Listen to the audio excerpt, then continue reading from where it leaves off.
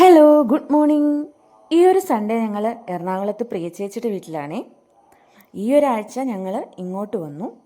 രാവിലത്തെ ബ്രേക്ക്ഫാസ്റ്റിന് ദോശയും സാമ്പാറും ഉണ്ടാക്കുന്ന തിരക്കിലാണേ ഞങ്ങൾ.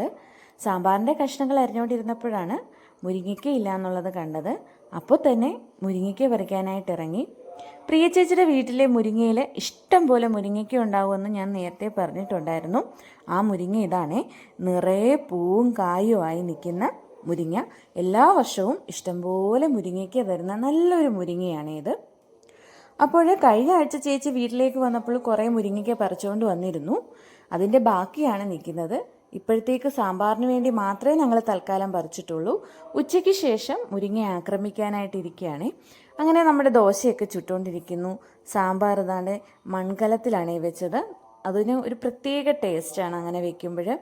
അപ്പോൾ അത് ദേ നല്ലപോലെ തിളച്ച് കടുകൊക്കെ വറുത്തിട്ടിട്ടുണ്ട്. അപ്പോൾ രാവിലത്തെ ബ്രേക്ക്ഫാസ്റ്റൊക്കെ കഴിച്ചിട്ട് നമുക്ക് വിശദമായി പിന്നെ കാണാം. Okay, bye.